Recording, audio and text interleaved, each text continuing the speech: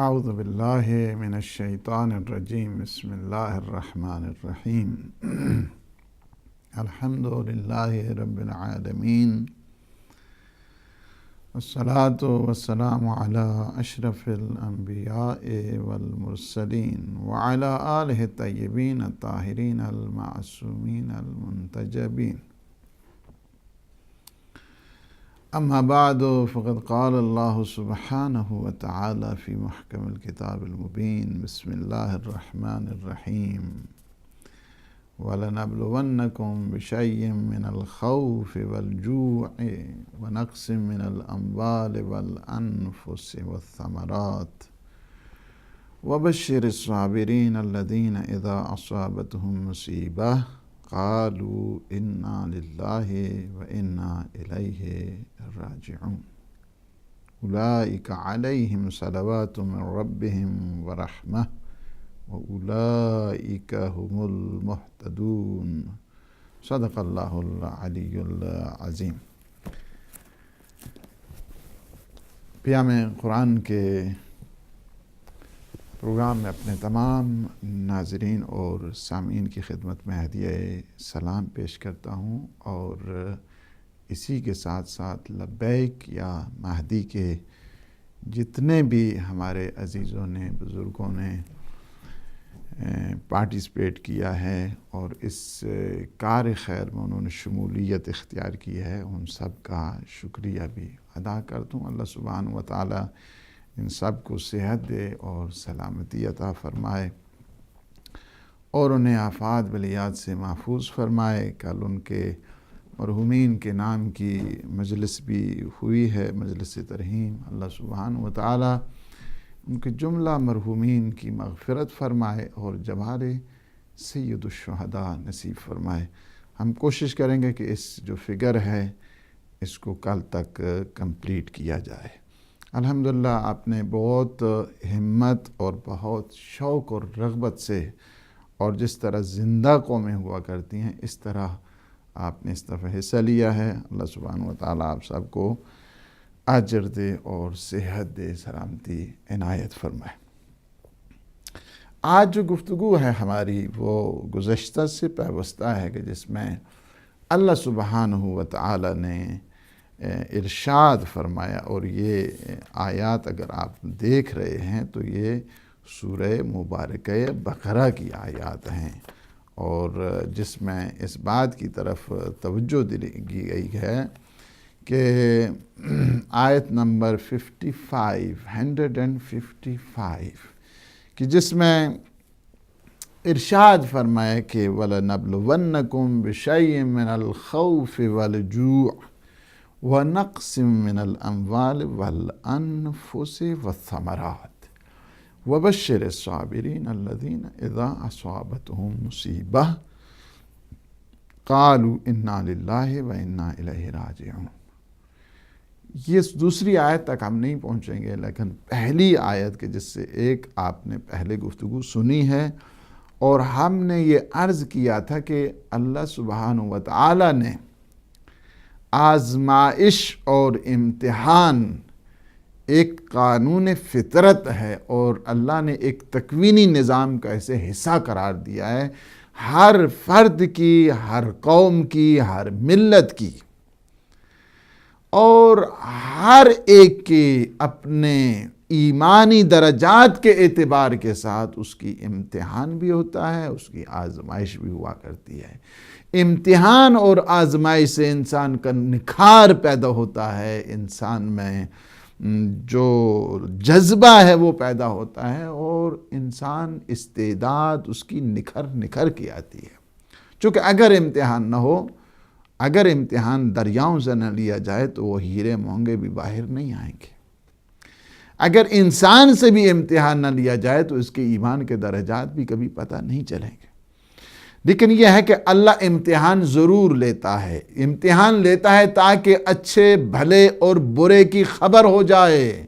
اس لیے اللہ امتحان لیتا ہے تاکہ پتہ چل جائے عمل صالح والے کون ہیں اور غیر صالح والے کون ہیں۔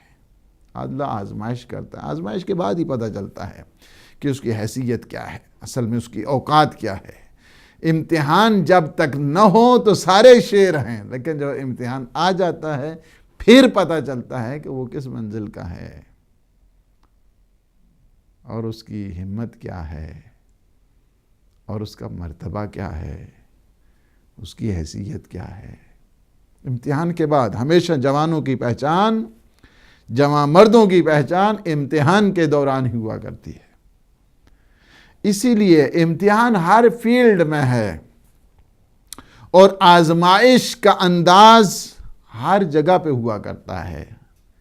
اب اللہ سبحانہ و تعالی ہم سے امتحان لے گا اور یہ فیصلہ اس کا حتمی ہے۔ اس کو ایبسولوٹ ڈیسیژن آپ کہیں۔ یہ جو ایبسولوٹ ڈیسیژن ہے اللہ نے اس کو کر دیا ہے۔ اب یہ ہے کہ یہ جو ایک حتمی فیصلہ ہے، ایک اٹل ہے کہ جس میں کوئی چینج نہیں ہے، تو کیسے اللہ ہم سے امتحان لے گا؟ وہ صورتیں کون سی ہوں گی امتحان کی، وہ شکلیں کون سی ہوں گی امتحان کی، وہ آلات کون سے ہوں گے امتحان کے، وہ وسائل کون سے ہوں گے امتحان کے؟ اللہ نے صورتیں بھی بتا دی ہیں، شکلیں بھی بتا دی ہیں۔ اللہ سبحانہ و تعالیٰ نے وہ آلات بھی بتا دیے ہیں، وہ وسائل بھی بتا دیے کہ ہم نے جن کے ذریعے تم سے امتحان لینا ہے۔ مت سمجھو، نہیں اسی طرح نہیں ہے، مجمل نہیں چھوڑا گیا، مبین کر دیا گیا، واضح کر دیا گیا ہے، آشکار کر دیا گیا ہے، آبویس کر دیا گیا ہے۔ ہر ایک کے لیے ظاہر ہے کہ ہم تم سے امتحان لیں گے۔ کس طرح یا اللہ تو ہم سے امتحان لے گا؟ فرمایا میں تم سے امتحان لوں گا۔ دیکھا، صورتیں بتائیں ابھی، شکلیں بتائیں ابھی، اللہ نے اپنا انداز بتایا، میں کس کس انداز سے تمہارا امتحان لوں گا۔ کیا ہے؟ وَلَنَبْلُوَنَّكُمْ، میں تمہیں ضرور بے ضرور آزماؤں گا۔ بِشَيْءٍ، کس طرح آزماؤں گا؟ وَلَنَبْلُوَنَّكُمْ بِشَيْءٍ مِّنَ الْخَوْفِ، مِّنَ الْخَوْفِ، من بیان کر رہی ہے، مِّنَ الْخَوْفِ، کس سے ہم تمہیں آزمائیں گے؟ خوف کے ذریعے ہم تمہیں آزمائیں گے۔ وَالْجُوعِ، اور ہم تمہیں بھوک کے ذریعے آزمائیں گے۔ وَنَقْصٍ مِّنَ الْأَمْوَالِ وَالْأَنفُسِ وَالثَّمَرَاتِ، ہم تمہیں جانوں کی کمی سے، جانوں کے نقصان سے، ہم تمہیں میوہائے دل سے، ہم تمہیں مال میں کمی کر کے تمہیں آزمائیں گے۔ یہ پہلا ہتھیار جو اللہ کا آزمانے کا ہے اور اعلیٰ ہے کہ جس کے ذریعے اللہ سبحانہ و تعالیٰ آزماتا ہے اپنے بندے کو۔ کس کے ذریعے آزماتا ہے؟ اللہ خوف کے ذریعے آزماتا ہے، چونکہ اس نے آزمائش کا مثبت اور منفی دونوں پہلو ہیں۔ اس جملے کو یاد رکھیں چونکہ اس پہ بعد میں ہم نے بات کرنی ہے۔ اللہ دونوں اعتبار کے ساتھ آزماتا ہے، مثبت رنگ میں، منفی رنگ میں۔ اب مثبت کیا ہے، منفی کیا ہے، اس پہ توجہ کریں بھی۔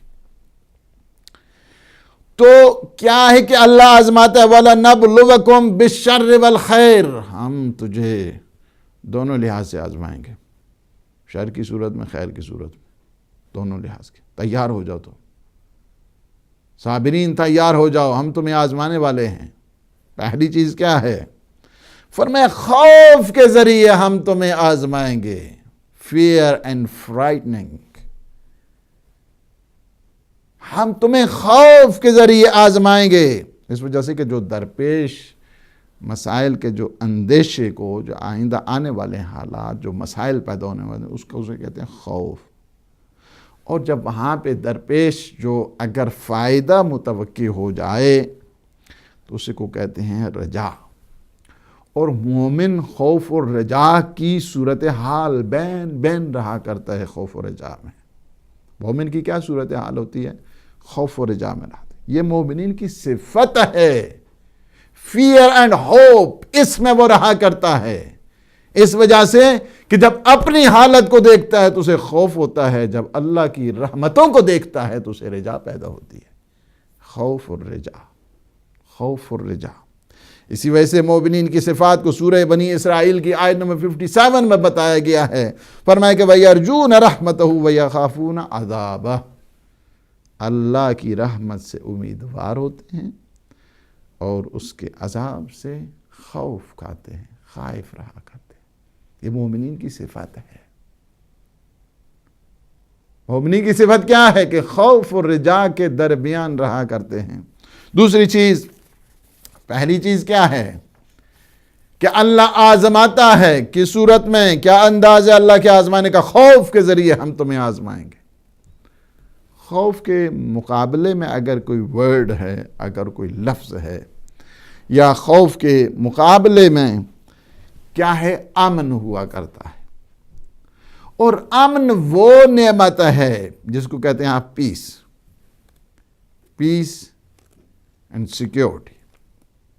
یہ جو پیس اینڈ سیکیورٹی ہے یا امن اور امان ہے کہ جس کی موجودگی میں جب تک انسان پیس اینڈ سیکیورٹی کی حالت میں رہتا ہے اس وقت اسے اس کا احساس نہیں ہوتا ہے اس نعمت کا۔ اگر آپ امن و امان کی صورتحال کو پوچھنا چاہتے ہیں، اس وقت اگر آپ پوچھنا چاہتے ہیں تو آپ کراچی والوں سے جا کے پوچھیں، وہ آپ کو صحیح اس کی ڈیفینیشن بتائیں گے امن کی۔ لیکن جو یورپ میں رہنے والے ہیں کہ جہاں پہ صورتحال مختلف ہے وہاں سے، چونکہ سیکیورٹی ہے یہاں پہ، وہاں پہ اگر آپ دیکھنا چاہتے ہیں دن دہاڑے وہ قتل و غارت کا جو بازار گرما ہے اسے انسان کیا ایکسپلین کرے؟ وہ زیادہ کر سکتے ہیں وہ جو وہاں پہ رہتے ہیں۔ کوئٹہ والوں سے پوچھیں امن و امان کیا ہے، گلگت والوں سے پوچھیں امن و امان کیا ہے، پار چناب والوں سے پوچھیں امن و امان کیا ہے، لاہور والوں سے پوچھیں امن و امان کیا ہے، راول پنڈی والوں سے پوچھیں امن و امان کیا ہے۔ کہ گھر سے جاتے ہوئے اتنا خوف کہ پتہ نہیں اب واپس آنے کی امید ہے یا نہیں، یہ حکومتوں کی نااہلی کا ثبوت ہوا کرتا ہے۔ حکومت کے ان فرائض اور ذمہ داری اور ان رسپانسبلٹیز میں یہ ہے کہ وہ اپنے عوام کا تحفظ کریں، اپنے عوام کی جان کا، اپنے عوام کی پبلک کا تحفظ کریں۔ ان کے پاس ساری جو ایجنسیز ہوتی ہیں، فورسز ہوا کرتی ہیں، سیکیورٹی ایجنسی ہوا کرتی ہیں، جو زیر زمین کام کرنے والی ہیں وہ ہوا کرتی ہیں۔ وہ کس کام کے لیے؟ کیا وہ تنخواہوں کو حرام کر رہے ہیں؟ کیا کر رہے ہیں؟ کیا نہیں کر رہے ہیں؟ اس وجہ سے وہ گورنمنٹ کے خود فرائض میں سے، ذمہ داریوں میں سے ایک یہ ہے کہ وہ اپنے عوام کا تحفظ کرے، ان کی جان کا، ان کے مال کا۔ یہ فقط کہہ دینا کہ ہاں جی خطرہ ہے، یہ کوئی بڑی بات نہیں ہے۔ لیڈر وہ ہوتے ہیں جو خطرے کا تدارک بھی بتاتے ہیں۔ اور اگر آپ کو اس سیرت کو دیکھنا ہے تو پیغمبر اسلام کی سیرت پہ آنا ہوگا، جب پیغمبر نے فرمایا کہ ایک اسلام کے 73 اسلام بن جائیں گے، خطرے کو بتایا، اس کے بعد اس کا تدارک بھی بتایا، اس کی تلافی بھی بتائی کہ اگر تم نے اس خطرے سے بچنا ہے، اس خوف سے بچنا ہے، تو فرمایا کہ مثل اہل بیتی کمثل سفینۃ نوح من رکبہا نجا من تخلف غرق وہوا۔ میرے اہل بیت کی مثال کشتی نوح جیسی ہے، جو اس پہ سوار ہوا اس نے نجات پا دی، سالویشن کا رستہ بتا دیا۔ پتہ چلتا ہے وہ لیڈر نہیں ہے، ہاں جی فلاں جگہ اے ہونے والا جی، یہ کون سی بات ہوئی ہے؟ تم اور خوف زدہ کر رہے ہو قوم کو، اور پریشان کر رہے ہو تم قوم کو۔ تم یہ باتیں ان سے کرو کہ جو امن اور امان کے ذمہ دار ہیں۔ خوف کے مقابلے میں کیا ہے؟ امن ہوا کرتا ہے۔ اسی وجہ سے روایت میں ہے کہ امیر المؤمنین علی ابن ابی طالب علیہ السلام کا فرمان ہے، نعمتان مجہولتان الامن والعافیہ۔ فرمایا دو ایسی نعمتیں ہیں کہ جو چھپی رہتی ہیں۔ ظاہر کب ہوتی ہیں؟ کہ جب اس کے مقابلے کی صورتحال ہوتی ہے۔ ایک کیا ہے؟ امن ہے، پیس اینڈ سیکیورٹی جس کو کہتے ہیں، امان، حفظ اور امان، امن اور امان، یہ مجہول رہتی ہیں، چھپی ہوئی رہتی ہیں۔ جب انسان خوف کی حالت میں ہوتا ہے تب اسے امان کا پتہ چلتا ہے کہ امن کیا ہے، امان کیا ہے، پیس کیا ہے، سیکیورٹی کیا ہے۔ دوسری کیا ہے؟ والعافیہ، اور دوسری عافیت ہے۔ انسان جب نعمتوں میں ہے، صحت ہے، سلامتی ہے، اسے اس وقت تک احساس نہیں ہوتا ہے، لیکن جب بیماری، لاچاری، غربت، افلاس جب آتا ہے، اس وقت اسے خبر ہوتی ہے کہ ہاں عافیت کتنی بڑی دولت ہے۔ عافیت کو اگر سمپل ورڈ میں اگر بتا دیا جائے تو عافیت کا مطلب یعنی ہر خیر و خوبی جس کا تعلق دنیا کے ساتھ ہے اس کو کہتے ہیں عافیت۔ اور عافیت کے لیے بہترین جو دعا ہے وہ یہی ہے، ربنا آتنا فی الدنیا حسنۃ وفی الآخرۃ حسنۃ وقنا عذاب النار۔ یہ عافیت ہے، دنیا میں بھی بھلائی ہو، آخرت میں بھی بھلائی ہو، دنیا میں بھی نیکی ہو، آخرت میں بھی نیکی ہو، دنیا میں بھی حسنہ ہو، آخرت میں بھی حسنہ ہو، دنیا میں بھی خیر ہو، آخرت میں بھی خیر ہو۔ اس کو کہتے ہیں عافیت۔ اسی وجہ سے پیغمبر اسلام صلی اللہ علیہ وآلہ وسلم سے جب شب قدر دعا سے متعلق پوچھا گیا، یا رسول اللہ کون سی دعا کریں؟ فرمایا تم اپنی عافیت کے لیے دعا کیا کرو۔ Good health and sound faith, یہ ہے عافیت۔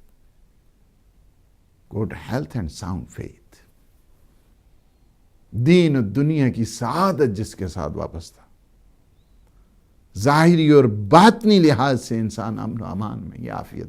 اور فرمایا کہ یہ دونوں نعمتیں کیا ہے؟ نعمتان مجہولتان، یہ دونوں نعمتیں چھپی چھپی ہڈن ہیں۔ یہ جو blessing and bounties of God, hidden کیا صورتیں ہیں اس کی؟ ایک فرمایا کہ امن ہے، اور اس کا ظہور تب ہوتا ہے کہ جب خوف ہو، اور ایک ہے عافیت، جب انسان مشکل میں پڑ جائے، جب انسان کی صحت خراب ہو جائے، جب انسان میں لاچاری آ جائے، جب انسان میں فقر و فاقہ آ جائے، اس وقت انسان کا پتہ چلتا ہے کہ ہاں عافیت کتنی بڑی دولت ہے۔ جب فقر آ جائے تو کہ یا اللہ اب تو دے دینا، میں تیرا خمس دوں گا، ہدایت ٹی وی کی مدد بھی کروں گا، میں لبیک یا مہدی میں بھی شامل ہوں گا۔ نہیں، جب تمہارے پاس تھا تو تم نے کیا کیا ہے؟ کیا کیا ہے تو نے؟ اس وقت یہ پوچھا جاتا ہے، اس وجہ سے کہ اس وقت انسان کو اس چیز کا کوئی احساس نہیں ہوتا ہے۔ جب یہ نعمتوں میں غرق رہتا ہے، پانی جب تک مچھلی میں جب تک پانی میں رہتی ہے، اور پانی جیسی نعمت کو وہ احساس نہیں کرتی اس وقت، جب اسے پانی سے باہر نکالا جاتا ہے تو پھر آئے بائے کرتی ہے۔ اسی طرح ہے امن اور امان، عافیت اور صحت، سلامتی، دینی اور دنیاوی لحاظ کے ساتھ۔ آپ اگر اس دینی آزادی کو اگر دیکھنا چاہتے ہیں، وہ لوگ کہ جو وہاں پہ یہ مڈل ایسٹ کے شاہوں کے ان حکومتوں میں رہنے والے، ان سے پوچھیں، نہ آزادی سے وہ مسجد، اپنی عبادات، نہ حسینیہ، نہ سید الشہداء کی عزاداری، مشکلات ہیں ان کے لیے۔ ان سے پوچھیں کہ کیا ہوتی ہے۔ تو یہ کیا ہے کہ دونوں کیا ہے نعمتیں؟ اور خوف کا بازار جب گرم ہوتا ہے، انسان کو قدر آتی ہے اس وقت امن و امان کی۔ اور خوف کی جب صورتحال ہوتی ہے، بہت سارے ہوتے ہیں جان چھڑانے والا، چھوڑو جسٹ لیو اٹ، بھگتنے دو انہیں، جو کہ اپنی ذمہ داریوں سے جان چھڑاتے ہیں اس وقت، یعنی یہ صورتحال ہوتی ہے۔ اور بعض ایسے ہیں کہ ڈٹ جایا کرتے ہیں، استقامت ہمیشہ ان میں، صبر، استقامت، بعض راہ فرار اختیار کرتے ہیں، یہ تو جان سے مار دیتے ہیں۔ شہید کہتے ہیں شہید ہونے کو جی تو چاہتا ہے، لیکن وہ جان سے مار دیتے۔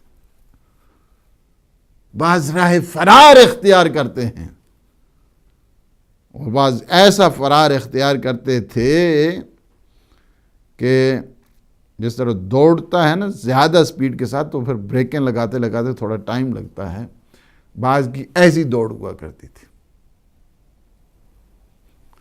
قرآن نے بہت خوبصورت انداز کے ساتھ فرمایا، سورہ مائدہ کی آیت نمبر 52 ہے، جس میں ارشاد فرمایا کہ نخشا ان تصیبنا دائرۃ، ہم اس لیے خوف کھاتے ہیں کہ کہیں نقصان نہ ہو جائے، کہیں جان نہ چلی جائے، کہیں مال نہ چلا جائے، اس وجہ سے یہ ان کا خوف ہوتا ہے، جان نہ چلی جائے، نقصان نہ ہو جائے۔ اور بعض کیا کبھی پیٹھ نہیں پھیرتے ہیں، اللہ کے محبین اور اللہ کے ساتھ محبت کرنے والے موحدین ہمیشہ ڈٹ جایا کرتے ہیں، ایمان باللہ، توکل اختیار کرتے، کوئی خوف نہیں، کچھ نہیں، قربانی کے لیے تیار، قربانی کو گلے سے لگائے ہوئے۔ الذین قال لهم الناس ان الناس قد جمعوا لكم فاخشوهم فزادهم ایمانا، لوگ آتے ہیں ڈراتے ہیں، وہ یہ ہو جائے گا، وہ ہو جائے گا، جو لوگ آتے ہیں ڈراتے ہیں ان کے ایمان میں اضافہ ہوتا جاتا ہے۔ کہتے ہیں تم ڈراتے ہو، ہم ڈرنے والوں میں سے نہیں ہیں، ہیہات من ذلہ کے نعرے بلند کرتے، تم کون ہو؟ تم جوانوں کو مار کے، ہمارے پروفیسرز کو مار کے، ہمارے ڈاکٹرز کو مار کے، ہمارے انجینئرز کو مار کے، ہمارے علماء اسکالرز کو مار کے تم چاہتے ہو کہ یہ قوم ختم؟ نہیں، یہ گلستان حیدری آباد ہے، گلستان حسینی آباد و شاد رہے گا۔ نہیں، تم انہیں ڈرا نہیں سکتے ہو، ان کے ایمان میں اور اضافہ ہوتا جاتا ہے، ان کے ایمان میں اور فسودگی، افزائش، اضافہ ہوتا رہتا ہے۔ جو لوگ آتے ہیں یہ ہو جائے گا، وہ کچھ کہتے ہیں کوئی پرواہ نہیں، توکل علی اللہ، وہ جیسا وہ چاہتا ہے ایسا ہی ہوتا ہے۔ دنیا والے کیا ہیں؟ موت مرنے کا نام نہیں ہوتا ہے، موت زندگی دینے والے کا نام ہوتا ہے، کہ جو انسان اللہ کی راہ میں چلا جاتا ہے۔ وَلَا تَحْسَبَنَّ الَّذِينَ قُتِلُوا فِي سَبِيلِ اللَّهِ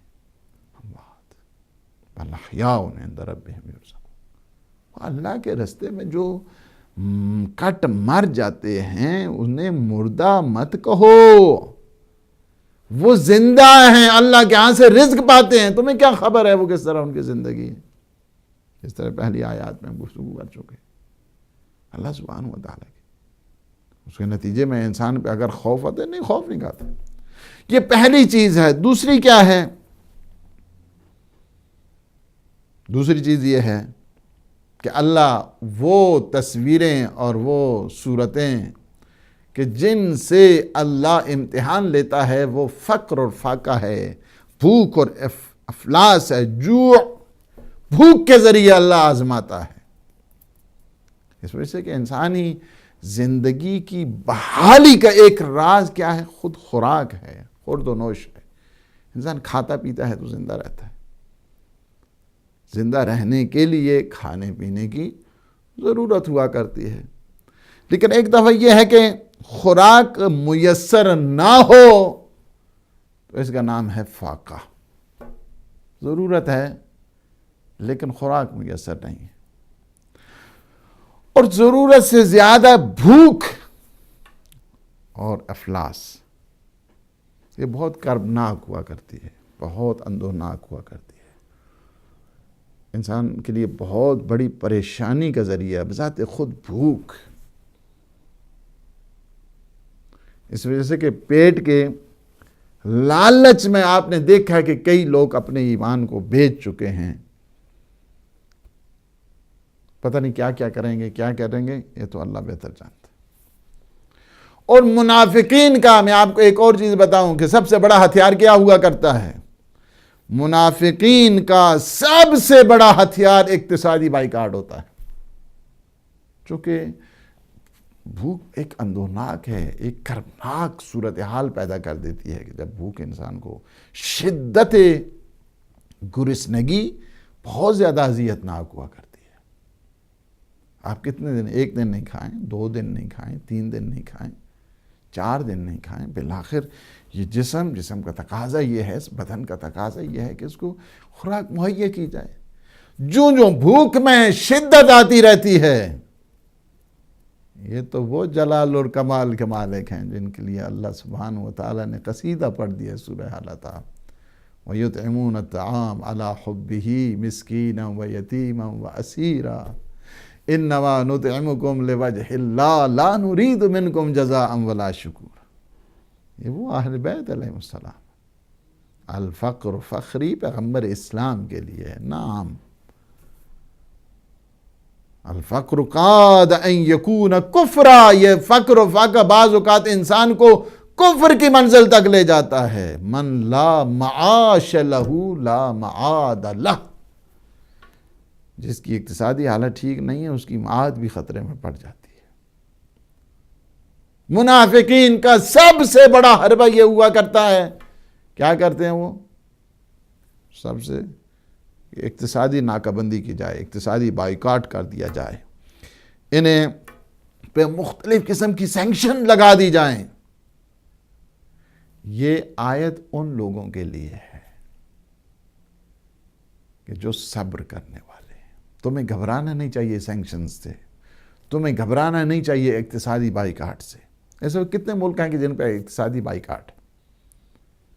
اقتصادی بائیکاٹ سے, چونکہ یہ استعماری جتنی طاقتیں ہوا کرتی ہیں بھوک اور افلاس میں رکھ کے, تاکہ لوگ آ جائیں, گلیوں میں آ جائیں, سڑکوں پہ آ جائیں, لوگوں کا ایک ہجوم ہو جائے, افتراق اور انتشار پھیلا جائے. یہ قرآن سبحان اللہ کیا کیا درس دیتا ہے. اگر یہ قرآن کے دروس نہ ہوں, وَلَنَبْلُوَنَّكُمْ بِشَيْءٍ مِّنَ الْخَوْفِ وَالْجُوعِ وَنَقْصٍ مِّنَ الْأَمْوَالِ وَالْأَنفُسِ وَالثَّمَرَاتِ, اور ائمہ علیہ السلام کی وہ سیرت طیبہ نہ ہو, انسان کبھی بھی اس درستگی کی منزل پر نہیں آ سکتا ہے. السلام علیکم ورحمۃ اللہ. کال ڈراپ ہو گئی, کوئی بات نہیں.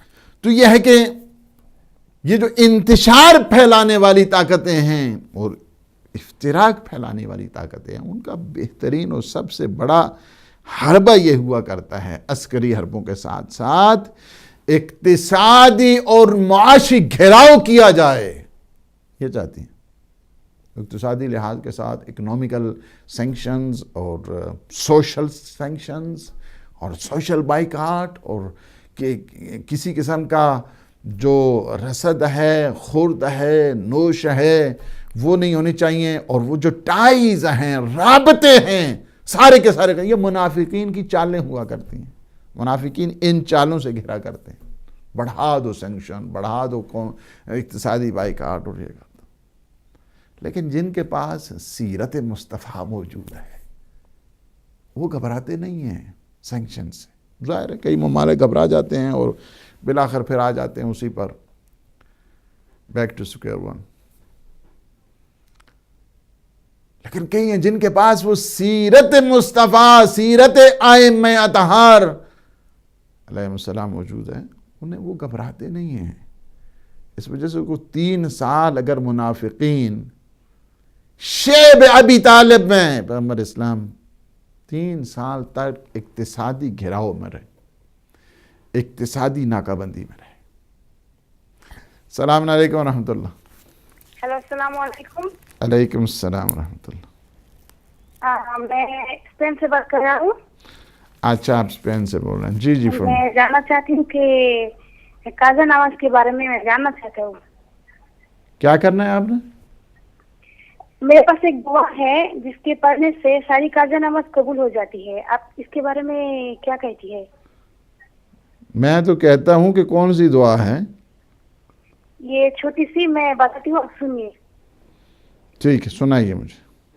الحمدللہ علی کل نعمتہ, الحمدللہ علی کل علیہ, الحمدللہ قبل کل حال, وصلی اللہ علی خیر خلقہ محمد وآلہ واصحابہ اجمعین برحمتک یا ارحم الراحمین. ماشاءاللہ, یہ صحیح ہے؟ وہ میں اس کے بارے میں جاننا چاہتی ہوں. ہاں انشاءاللہ میں اس پہ جو ہے نا ضرور بتاتا ہوں. اور ایک سوال ہے میرے پاس. جی جی آپ جی بتائیے. میں تو آدھی رات کو نہیں جاگ سکتی ہوں, اس لیے میں جاننا چاہتی ہوں کہ عشاء نماز کے بعد تہجد نماز پڑھ سکتی ہوں کیا؟ عشاء کی نماز کے بعد ٹھیک ہے, प्लीज मुझे बताइए। اوکے انشاءاللہ، کیوں، ٹھیک ہے، شکریہ.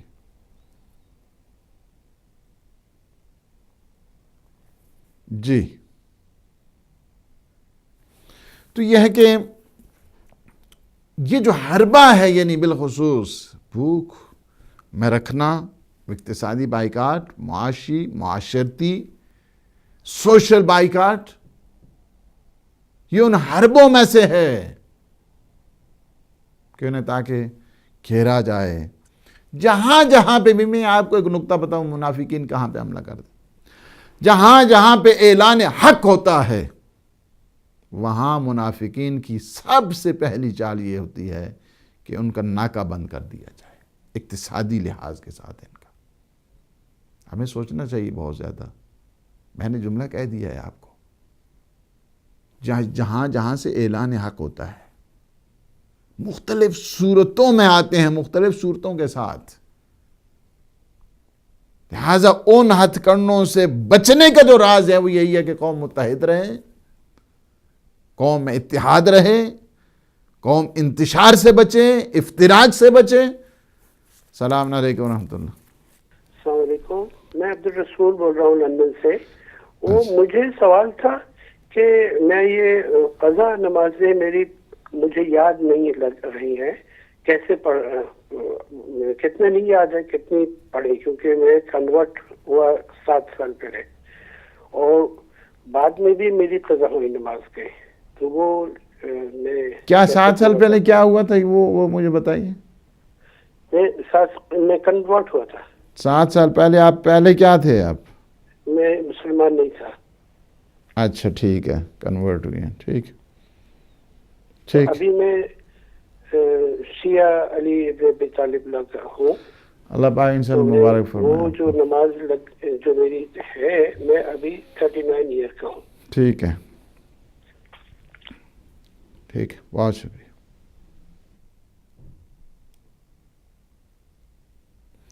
السلام علیکم ورحمۃ اللہ. چلیں تھوڑا آگے بڑھاتے ہیں اس کو. تو یہ ہے کہ السلام علیکم ورحمۃ اللہ. وعلیکم السلام آغا. جی ماشاء اللہ. جی کیسے مزاج ہے سرکار کے؟ پہلے تو آپ کو حضرت حسن عسکری علیہ السلام کی ولادت مبارک ہو. بہت شکریہ. آپ ہلو. جی جی میں سن رہا ہوں. اچھا آواز آ رہی ہے؟ مجھے آپ کی آواز ذرا کم آ رہی تھی. عرض یہ کرنی تھی، ابھی میں آپ کا پروگرام دیکھ رہا تھا، کافی اچھا پروگرام چل رہا ہے، لیکن سوال یہ پیدا ہوتا ہے، ایک مختصر سے سوال کرنا چاہوں گا کہ کیا وجہ ہے کہ امت مسلمہ اور یا ممالک اسلامی ممالک دنیا کے جو ہے وہ کوئی بھی آواز نہیں اٹھا رہے جو مسلمانوں پر، خاص طور سے پاکستان کے مسلمانوں پر افتاد پڑی ہوئی ہے؟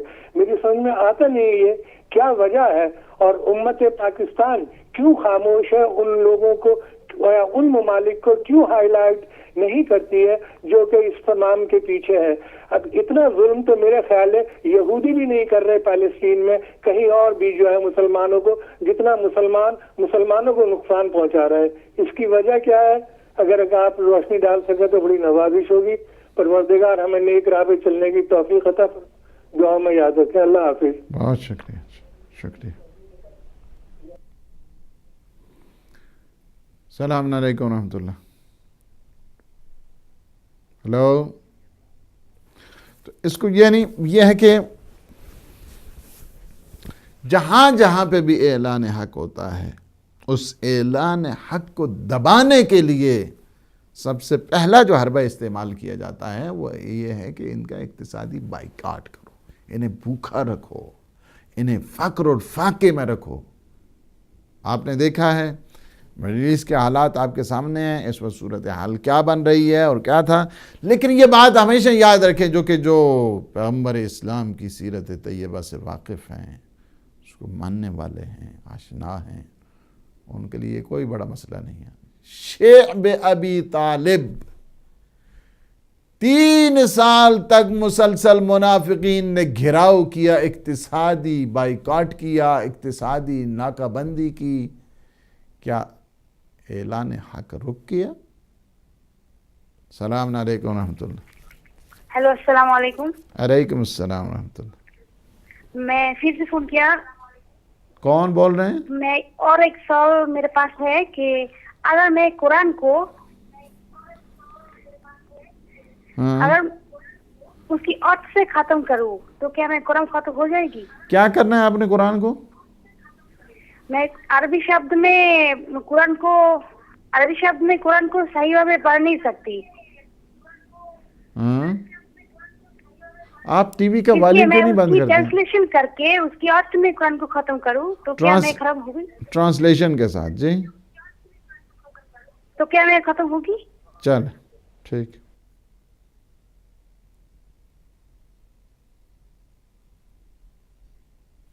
सलाम अलैकुम रहमतुल्लाह। अस्सलाम वालेकुम मौलाना साहब। वालेकुम सलाम। मुझे एक सवाल करना है। कौन बोल रहे हैं आप? जी मैं मिसेस अली बोल रही हूँ बर्मिंघम से। जी जी। मुझे ये सवाल करना है कि हम पाक का तो अलम हम लगाते हैं, झंडा लगाते हैं काला, तो अभी कहीं ना सफेद झंडा और ऊपर लिखा हुआ या ज़ैनब कुबरा, तो क्या हम बीबी का ऐसा नाम लिखकर तो अपने मकान पे ऐसा परचम लगा सकते हैं?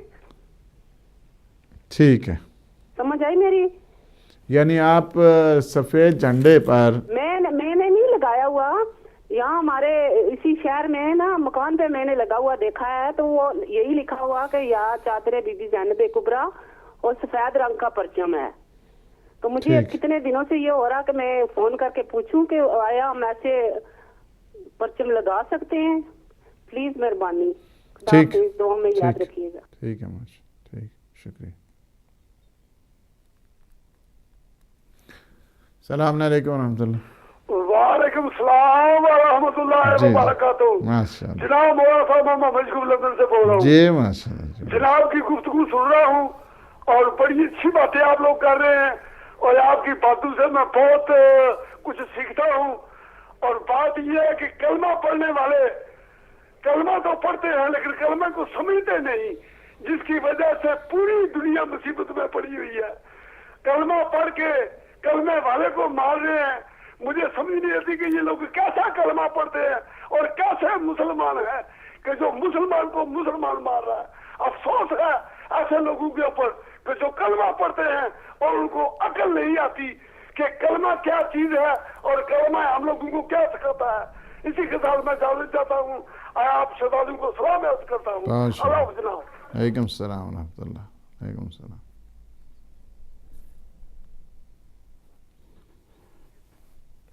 कॉलें बंद कर दें जी। कॉल अभी हम नहीं ले पाएंगे क्योंकि टाइम भी हमारे पास नहीं है और सवाल भी काफ़ी आ चुके हैं और मुझे बात को भी थोड़ा आगे बढ़ाना है।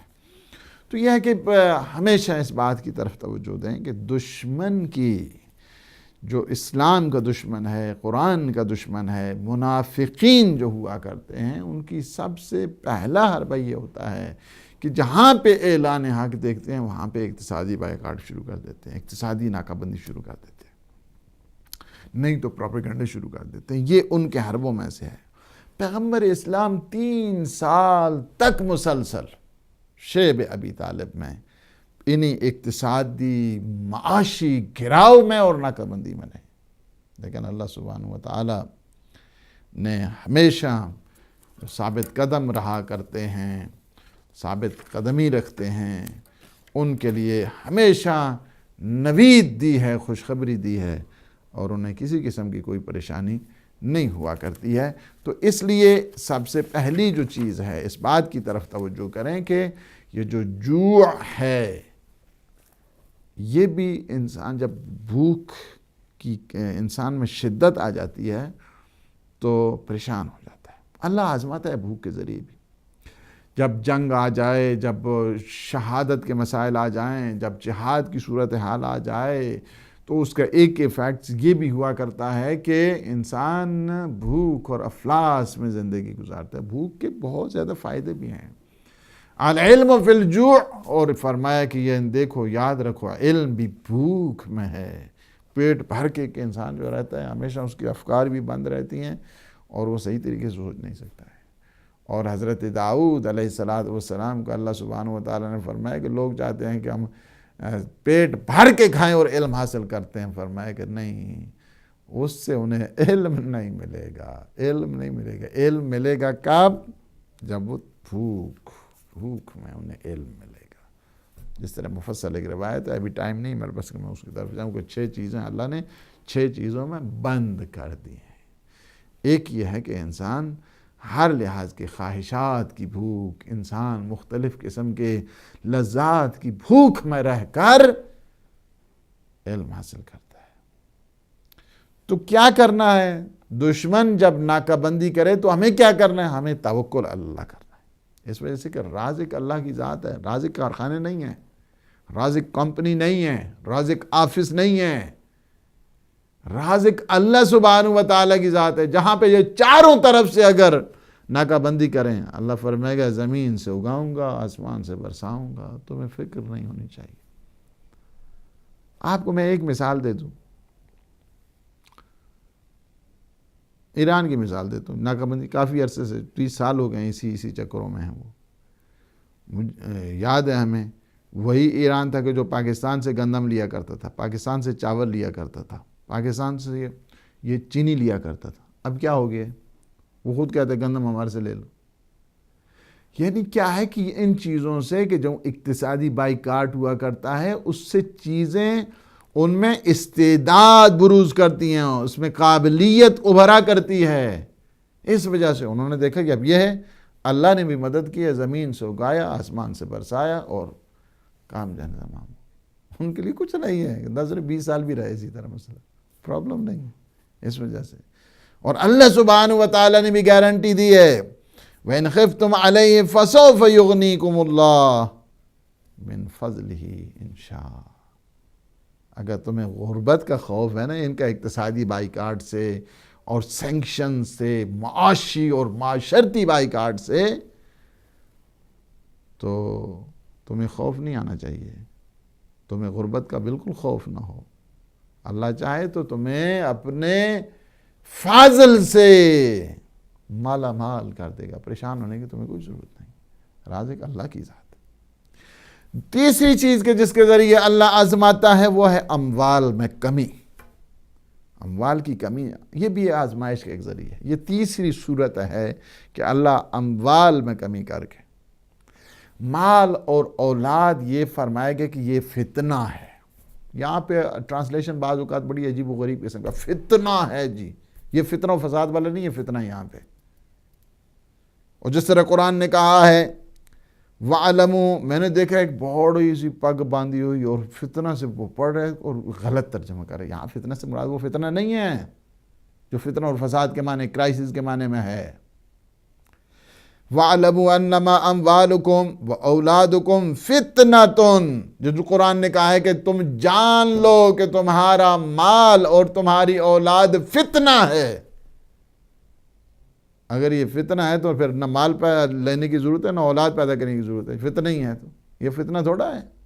یعنی انسان مال کی جو جائے اور وہاں پہ جو ہے نا حاصل کرے تو خواہ فتنے کے لیے جا رہا ہے. فتنہ ہے تو پھر شادی نہیں کرنی چاہیے اس کو. اولاد وہ نہیں ہے.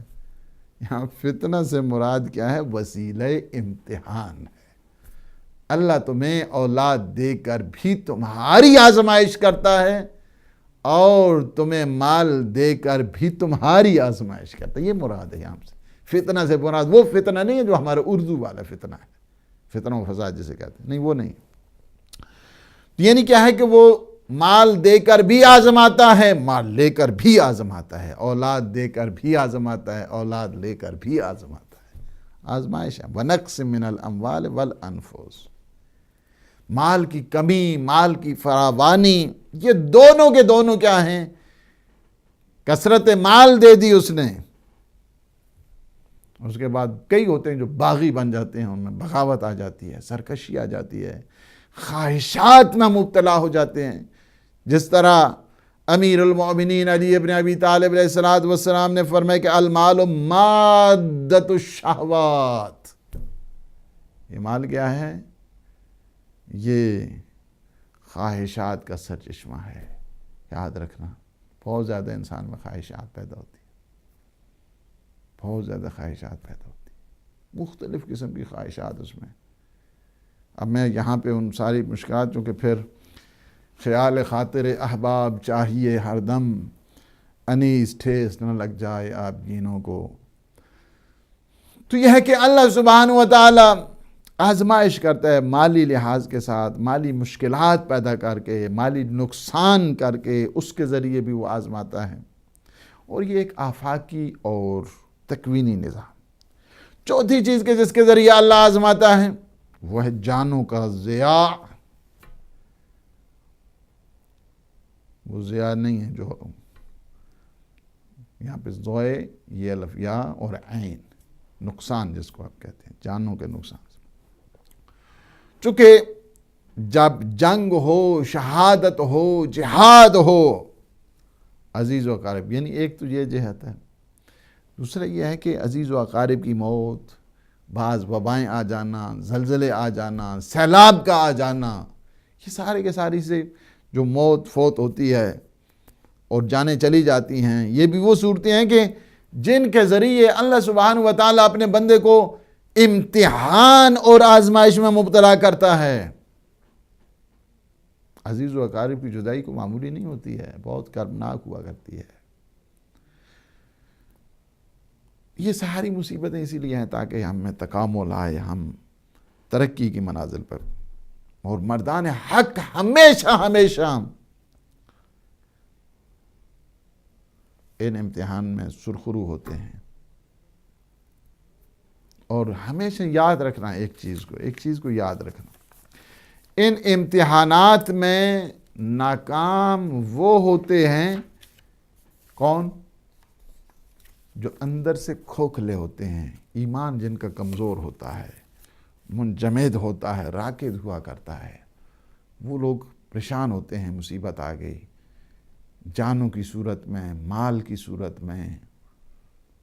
اور پانچواں جو وسیلہ امتحان اللہ سبحانہ و تعالی نے بتایا فائنل، وہ کیا ہے کہ ہم تمہیں ثمرات میں کمی اور نقصان کے ذریعے، یہاں پہ ایک تو ثمرات یہ ہے کہ تمہارے یہاں گلستان، تمہارے جو میوہ جات ہیں، اس میں کمی کر دی جائے گی۔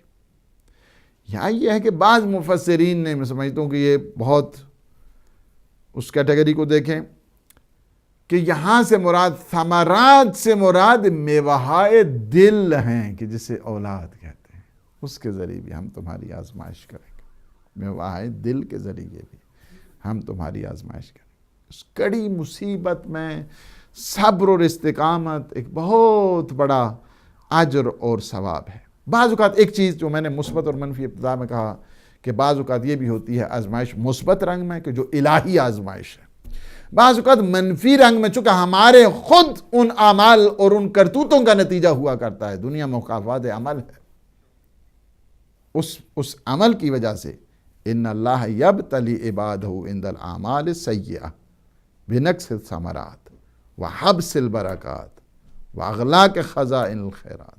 کس لیے؟ لیتوب تائب ویتذکر متذکر۔ اللہ جو یہ آزمائش کرتا ہے ان کی اس وجہ سے، چونکہ ان کے برے اعمال کی وجہ سے اللہ ان پہ اپنی نعمتیں کم کر دیتا ہے، ثمرات کو کم کر دیتا ہے، اپنی برکات کو کم کر دیتا ہے، اپنے خزانہ ہائے خیرات کو کم کر دیتا ہے، تاکہ وہ آئیں توبہ کی منزل پر آئیں، لیتوب تائبون، تاکہ وہ آ جائیں اور توبہ کریں، اور کیا ہے وہ یتذکر، تاکہ یہ نصیحت حاصل کریں۔ اس وجہ سے اللہ ان سے کرتے۔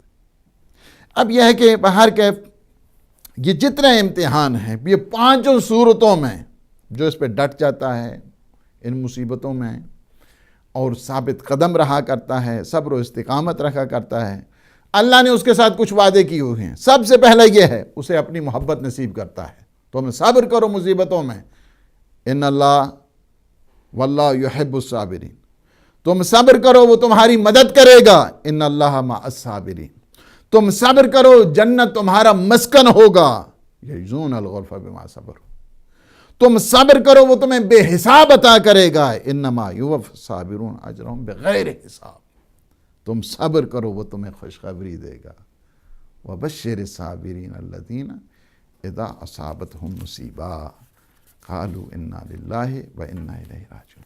یہاں پہ میں 1 منٹ میں ختم کروں کہ آزمائش اور امتحان میں انسان اگر کامیابی چاہتا ہے، نمبر 1 اسے صبر و استقامت کرنا چاہیے، نمبر 2 مشکلات اور مصائب اس کو دیکھنا چاہیے، زود گزر ہے، کوئی بات نہیں، آ جائیں گے، کل چلے جائیں گے، نمبر 3 ذہن میں رکھیں، اپنے وہ بندے جو اللہ کے خالص بندے کے جنہوں نے مصائب اور مشکلات میں ہر قسم کے مصائب اور مشکلات کو سر کیا اور سی سپلائی ہو دیوار بنے.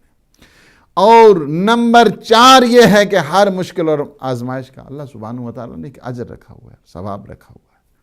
اور یہی چیز ہے سید الشہداء نے بتا دیا کہ جب طفل صغیر اپنے ہاتھوں پہ منقلب ہوا تو ایک دفعہ امام نے فرمایا حون علیہ ما نزل بی انہ بعین اللہ، یہ عظیم سانحہ عظیم مصیبت میرے لیے آسان کیوں ہے؟ اس لیے کہ بعین اللہ، اللہ اسے دیکھ رہا ہے.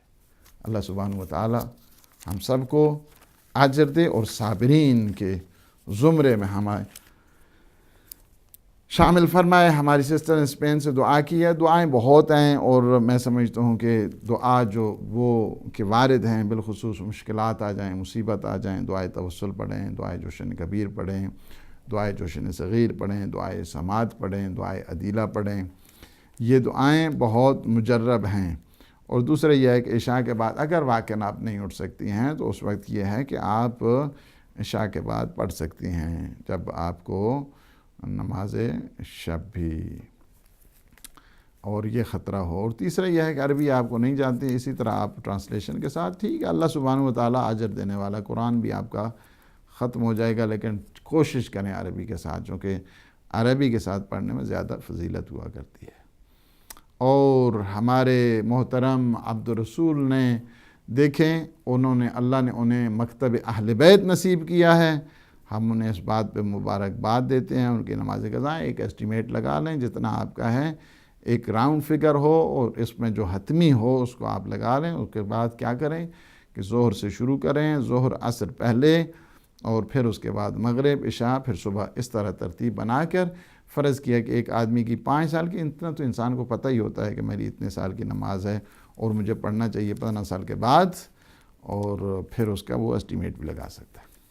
ہمارے محترم غیور عباس ڈاکٹر صاحب نے لوٹن سے فون کیا ہے. دیکھیں کہ جو مسلمان اس وقت آپ نے دیکھا ہے کہ یہ کئی ہیں کہ جو سپورٹ کر رہے ہیں ان جو دہشت گرد ہیں، ٹیرورسٹ ہیں، ان کی ایکسٹریمسٹ ہیں، جن کی سپورٹ کرنے والے ہیں. تو دوسرے ممالک آپ کیوں اس کو وہ کہتے ہیں کہ وہ مسلمان ہیں اور پھر اسلام کہاں پہ ہے؟ ان کا اسلام یہی ہے کہ دوسروں کو اس طرح کی، اور آپ نے دیکھا ہے کہ بہت زیادہ جو ڈاکومنٹریز بھی آ چکی ہیں، ان کی رپورٹیں بھی آ چکی ہیں اور اس سے سب کو پتہ ہے. ہماری سسٹر مسز علی نے برمنگھم سے فون کیا ہے کہ اگر انہوں نے لکھا ہے یا زینب کبریٰ سفید جھنڈے پر تو کوئی حرج بھی نہیں ہے. ہمارے محترم محمد یعقوب نے لندن سے فون کیا ہے کہ ہاں یہ واقعاً ایک تعجب کا مقام ہے کہ کلمہ پڑھنے والے کو مار رہے ہیں. ان کا کلمہ کہاں پہ آ گیا؟ یہ کلمہ وہی یزید نے بھی اس فورس پڑھتی تھی اور پھر آ کر اس نے کربلا میں سید الشہداء کے انصار و احباب اور اہل بیت کو قتل کیا. وہ وہی اسی قسم کے ہیں. اور دعا کریں کہ اللہ حقیقی اسلام کی جو حسینی ہے وہ سب کو نصیب فرمائے، تاکہ یہ جو یزیدی اسلام ہے، اس یزیدی اسلام اور ہے، حسینی اسلام اور ہے. اسلام خالص اگر کسی کو چاہیے تو وہ کربلا سے ملے گا، سید الشہداء سے ملے گا. اللہم صلی علی محمد و آل محمد. پروردگار ان لمحات کو اپنی عبادت میں شمار فرما، ہمارے گناہوں سے عفو درگزر فرما، ہمیں اپنے خالصین، عاشقین، عابدین بندوں میں شمار فرما، ہم سب کی عاقبت بخیر فرما. پروردگار جو مومنین مومنات مریض ہیں انہیں بیمار کربلا کے صدقے صحت و سلامتی عطا فرما. ہمارے جو مومنین مومنات مرحوم ہو چکے ہیں پروردگار تو انہیں جوار رحمت، جوار اسم، جوار سید الشہداء میں جگہ عنایت فرما. عالم اسلام کو سربلند فرما، عالم طاغوت کو نابود فرما، امام زمانہ کے ظہور پر نور میں تعجیل فرما. اللہم عجل ولیک الفرج. والسلام علیکم ورحمۃ اللہ وبرکاتہ.